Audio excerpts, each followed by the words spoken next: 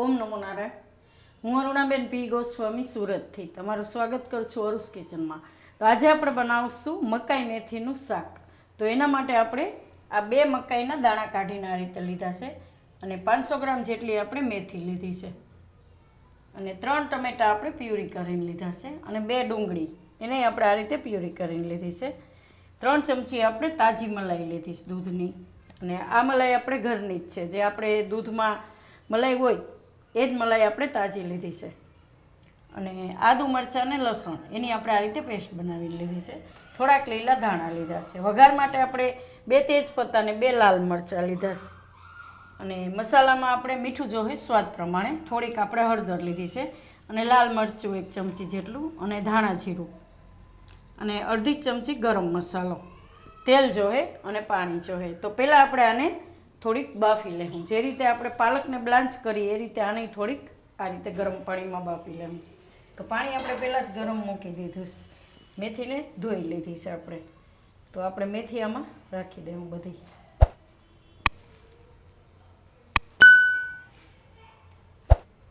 તો મેથીને આપણે 1 મિનિટ માટે આમાં બફાવા દેવું. પાણી એકદમ આપણું ગરમ થયેલું છે એને આપણે એ રીતે બાફી દેવું. આ રીતે મેથીને આપણે આ રીતે કરી લેવાની થોડીક વાર. તો ગેસ આપણે હવે બંધ કરી દેવું અને મેથીને આપણે ઠંડા પાણીમાં નાખી દેવું.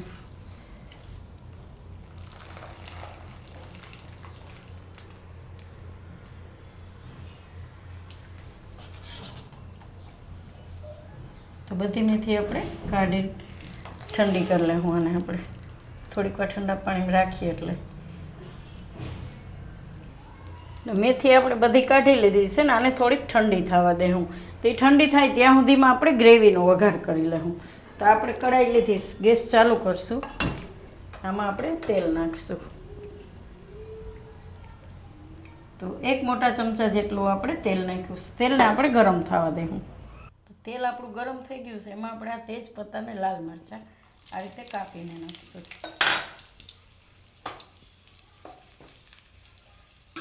આદુ મરચાં ને લસણની પેસ્ટ.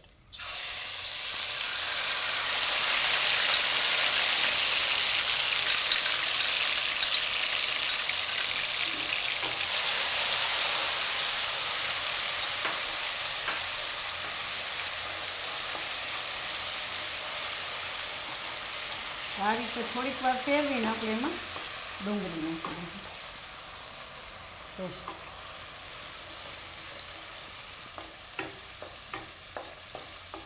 થોડીક વાર આને આપણે પાકવા દેવું. ગેસ ધીમો કર્યો હતો તો ફાસ્ટ કરશું.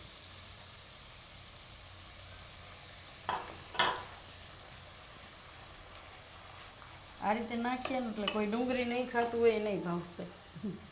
ઘણાને એવું હોય કે ડુંગળી મોઢામાં આવે તો ન ભાવે, પણ આ રીતે આપણે પ્યુરી કરીને નાખીએ એટલે ભાવે એમ.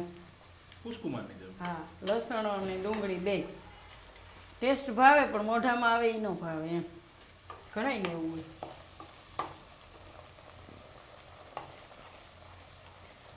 તો આમાં આપણે હવે મસાલા બધા નાખી દેવું. હળદર અને ધાણા જીરું ને લાલ મરચું, ગરમ મસાલો અને મીઠું સ્વાદ પ્રમાણે.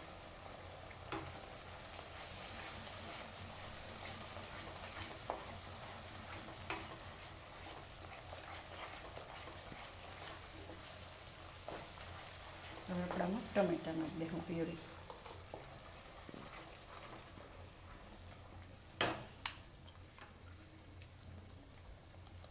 આને હવે પાકવા દેવું. થોડાક લીલા ધાણા નાખીશું, થોડાક પછી નાખીશું ઉપરથી. હવે આને જ્યાં સુધી એકદમ તેલ છૂટું પડવા માંડે નહીં ત્યાં સુધી પાકવા દેવું. ને એવું લાગે કે આમાં પાણીનો ભાગ ઉડે છે તો એને થોડુંક ઢાંકી દેવાનું અને પકાવી લેવું આપણે. કેમ કે આમાં પાણી હોય એટલે એ ટમેટાનું ને પાણી ઉડે આ રીતે. તો એને ઢાંકી દેવાનું ને ત્યાં સુધીમાં આપણે આની પ્યુરી બનાવી લેવું. મેથી આપણી ઠંડી થઈ ગઈ તો આને આપણે પીસી લેવું મિક્સરમાં બધી મેથી.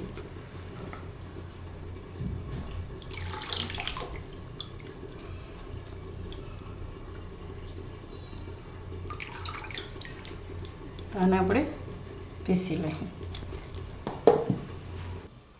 ગ્રેવી આપણી હવે પાકી ગઈ. આ રીતે જો તેલ છૂટું પડી જાય અને પાણી ઉડતું બંધ થઈ જાય એટલે ગ્રેવી પાકી ગઈ. તો પાણી નહીં ઉડે આમાંથી છે ને, એકદમ સરસ. હવે આપણે આમાં નાખી દઈશું મકાઈના દાણા.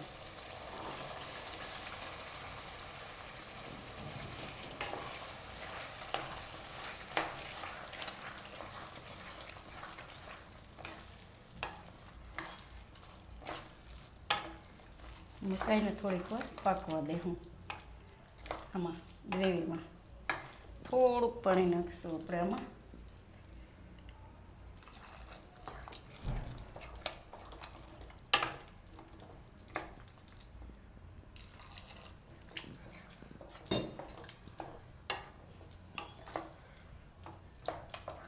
તો ઢાંકીને આને 2 મિનિટ પાકવા દઉં.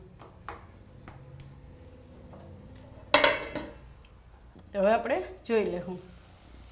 મકાઈને બહુ વાર ન લાગે પાકતા. એ તો થોડીક કાચી હોય તો તમે ખાઈ શકો. મકાઈ તો થઈ ગયું. કુસકુમાને બહુ ભાવે મકાઈનું શાક. વટાણા ને મકાઈ ને એવું બધું બહુ ભાવે ને. હવે આપણે આમાં મેથી નાખી દેવું. તો આપણે મેથી નહીં, એકદમ આ રીતે સરસ પ્યુરી બનાવી લીધી. ઓમ ન ખાય પણ આ રીતે મેથીનું શાક હશે ને તો ખાય. ઓમ મેથીનું શાક ન ખાય કોઈ દી કુસકુમાર. તો આ બધી આપણે આમાં મેથીની પ્યુરી નાખી દેવું. આનો થોડોક કડવો હોય સ્વાદ અને આપણે આ થોડુંક મીઠું હોય મકાઈ, એટલે સ્વાદ બેલેન્સ થઈ જાય.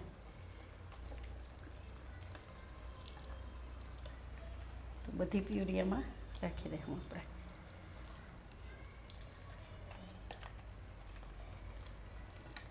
અને મિક્સ કરી લેવું.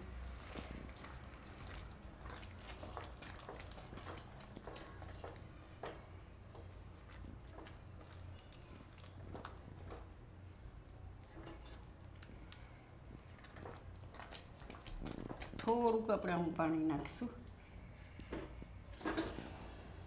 નાખીને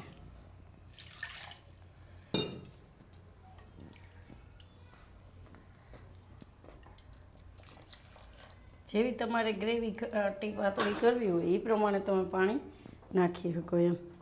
મીઠું ટેસ્ટ કરી લેવાનું. તો આપણે થોડુંક નાખીશું, હજી ઓછું નાખ્યું તો થોડુંક.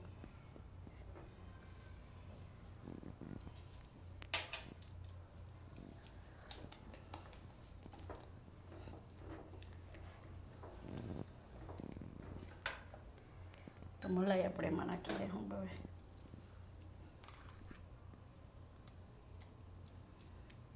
થોડીક ઉપરથી નાખીશું.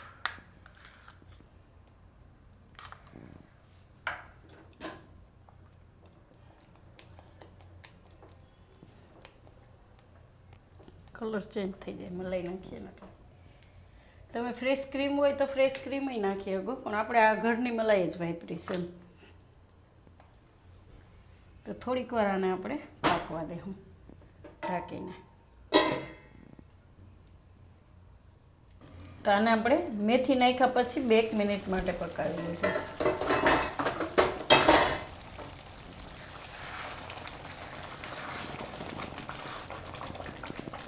તો ગેસ આપણે બંધ કરી દઈશું હવે.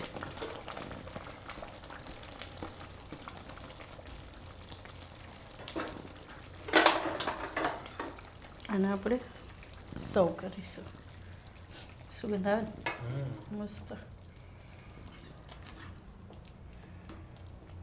બધો મસાલો છે આમાં. ડુંગળી ટમેટાની ગ્રેવી, આદુ મરચાં લસણ મેથી મસ્ત.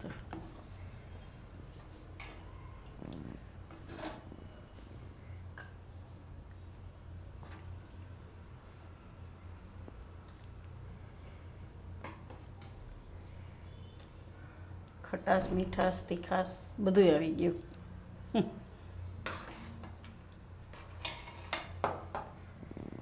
કલર ય સરસ આવ્યો. હા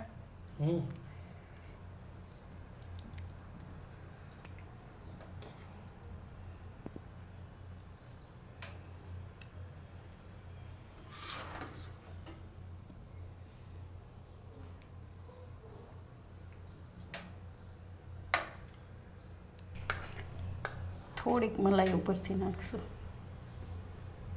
ફોટો સારો આવે એમ. આપણે આને શેપ તો ન આપી શકીએ, ઘરની મલાઈ હોય એટલે. જો ઓલી તમારે હોય બહારની આપણે ક્રીમ, તો એને તમે શેપ આપી શકો. પાતો ખાલી ઉપર થોડો વ્હાઈટ કલર આવે ને, લીલો પીળો ને સફેદ. તો તૈયાર છે આપણું મકાઈ મેથીનું શાક. તો જો તમને મારી આ રેસીપી પસંદ આવી હોય તો એને લાઇક કરજો, શેર કરજો અને મારી ચેનલને સબસ્ક્રાઈબ કરજો અને બેલ આઇકન દબાવવાનું ના ભૂલતા. કમેન્ટ કરીને કહેજો કે તમને કેવું લાગ્યું આ મકાઈ મેથીનું શાક.